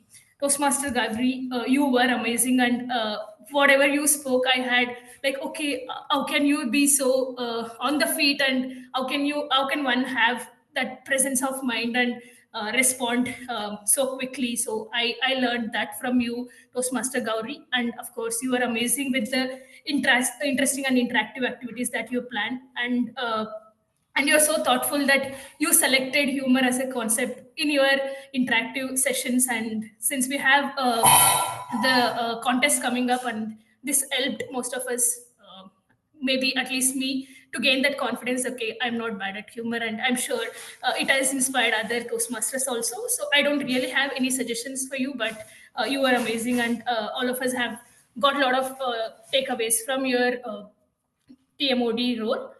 With that, I come to the end of the general evaluation section. With this, I'll call upon the last role taker, that's listener. So let me quickly introduce our listener for today. We have Toastmaster Shavit Priya Balla, who is taking up the listener role. Quick introduction about Shabit. Shabit takes her stand in the heart of Gurgaon with 20 years of experience from roles diverse and domains wide.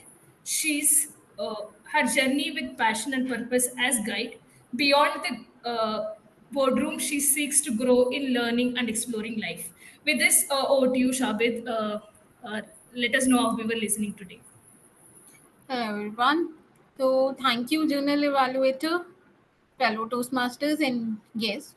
As a listener of the day, I was paying close attention to what is being said, from speeches to evaluations and everything in between.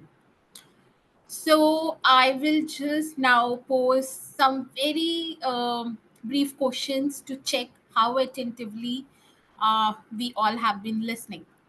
So my first question is that we all understand that what message Gurdeep was giving on persuasive influence, but what was the topic that he has given to his speech?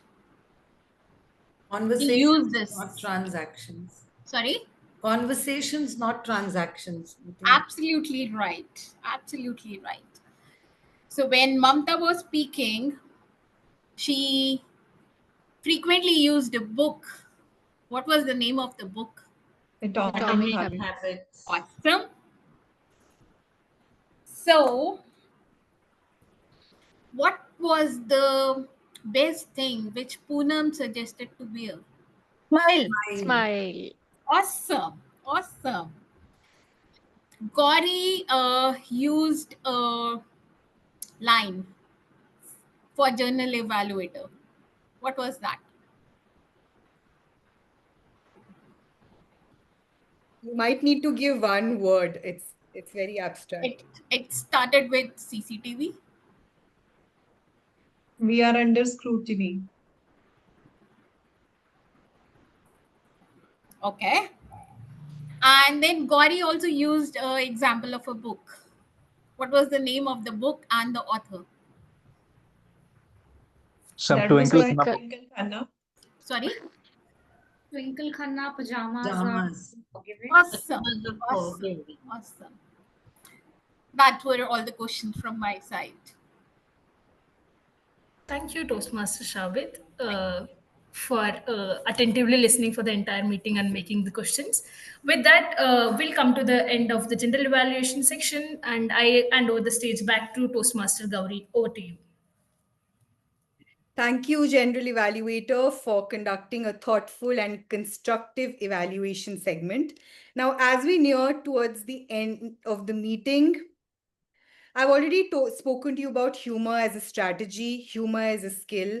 My third one is humor as sarcasm in terms of exaggeration. And in paucity of time, let me just share a personal example here.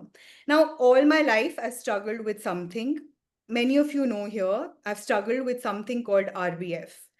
And it is more serious than it sounds. RBF, for those of you who don't know, is resting bitch face. So with this face and no expressions, very quickly adjectives like arrogant and some bad words were getting attached to me.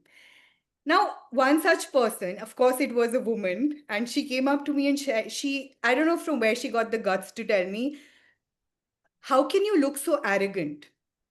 I was boiling within, but somehow something came out of my mouth, which was, maybe I was born with it. Maybe it's Maybelline. I just said it. And trust me, it just broke the ice between her and me. It diffused the situation. It brought a smile on her face. And I can call her a friend today. This is something that we go back to and even laugh today. So don't take things too seriously. Going back to the theme, why so serious? It just doesn't matter. And you never know, humor has the power to diffuse the other person. Thank you for being such a lovely audience. Thank you for being present here. Thank you for participating. With that, I now hand over the virtual stage back to our presiding officer to carry forward the final proceedings of the meeting. Toastmaster Samita Kar. Let's hear it for our Toastmaster of the day, Toastmaster Gauri Agarwal. Why so serious? Come on, let us at least clap for her. What an amazing session it was. And we just have to keep in mind, we do not need to be serious every single moment of our day. And as you have rightly pointed out, sometimes being open to humor diffuses situations, makes us feel light. And that is the takeaway from your session today. We will be enjoying ourselves, giving us the permission to laugh and enjoy a little more than we did.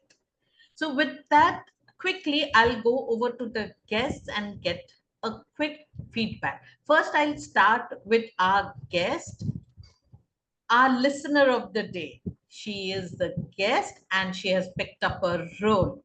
Yes. How did you like the meeting? You have attended the meeting. Please give us a feedback. It was lovely and very informative, very well structured. I have been wanting to attend and join the club for a long time. It really helped me uh, to take a decision in near future, and taking up the role meant for me that I am totally attentive. So these are my working hours, but then I was focusing here instead of my work. So it really helped. And this is just awesome. I learned a lot. Thank you. And especially to Thank you. Gauri for inviting me. Thank you so much, and hope to see you soon. Yes. And the polls are on. Please vote. Now I would like our educational speaker, Madam Poonam. Please give us a feedback. You were there throughout the meeting. I saw you. Please give us a feedback. We would love to hear from you. Sure. Thank you so much for hearing the feedback from me. I am amazed, first of all, with the timings, the pattern of the timings that you all follow. It's something that I will have to, take as a learning and put it in use and execute it in my own sessions as well. So that is my biggest positive thing. Amazing. Thank you. Thank you so much. For our guests, the link is already in the chat. Please join our guest group where you will be getting all the information regarding our meetings and the educational sessions that you want to attend. Next, I can see Toastmaster Kendall. Are you there? Okay. I can see Justin Joy. You were also there throughout the meeting. Yes, can you unmute and speak? Yeah. Hello, everyone. Yeah, it's my first time with the Advanced Toastmasters, this online meeting. I usually try to join the other Gabbys meeting. So I find the same energy here.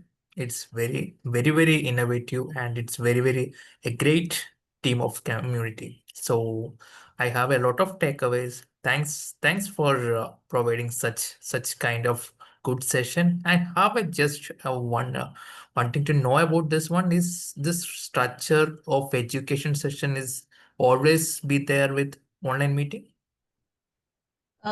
Yes, this is the structure of the online meeting. We have an educational session followed by prepared speeches with 2 evaluations.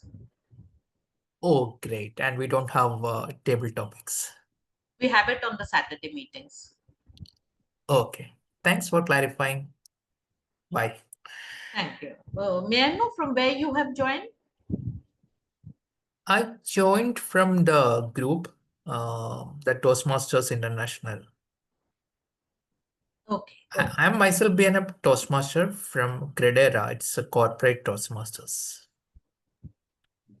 Justin is actually pretty regular in our meetings. So as you mentioned, so he's one of our regular guests. So we are very well connected. I think Lakshmi Sujata first got him to our introduced to our club, if I'm not wrong, right? Yeah, exactly. Sort of. Thanks for mentioning. Thank you so much. Even Lakshmi was there today. So I think, yeah. So now a couple of announcements. You are ready with your speeches? We are having a speech marathon on 21st. Please connect with our Toastmaster Renu Kaushal if you want a speech slot. And next, most important, contest season is on. All the Toastmasters of Gabbys, please fill up the form, get ready. Tabletop contest of Gabbys Online Advanced Toastmasters Club is on 9 September, followed by the humorous speech contest on 16 September. And for Gabbys, table topic and humorous speech contest will be on one day, that is 13 September.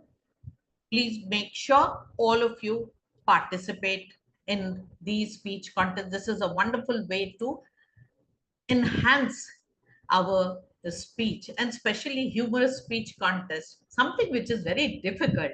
And when we take it up, our learning curve is really steep. We will definitely learn. Coming back to our polls, I hope all of you have voted. If not, the result on WhatsApp. So we will be.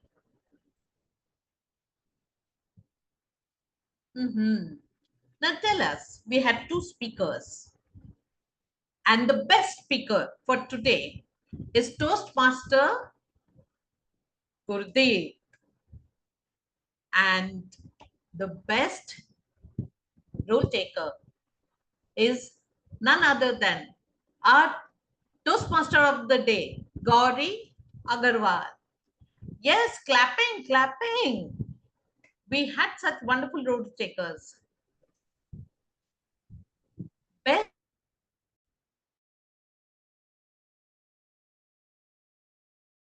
next one, we have our timer and language evaluator who has taken the prize this time. It is our Toastmaster Smriti, the language evaluator of the day. What a wonderful evaluation that was. And best evaluation. No guesses for this. I don't know. That goes to the one and only, the distinguished Toastmaster Saurav Datta. Congratulations to all of you for getting. Yes, a photograph is an order. Toastmaster Renu, you'll be taking the photographs. Yeah, I did that. So as we come to the end of today's session, we have the next exciting session of Gabbys on Saturday. It's a hybrid meeting. See you there. Thank you all and good night. Thank you, everyone. Good night. Thank you. Thank you. Bye bye. Good night. Bye bye. Good night.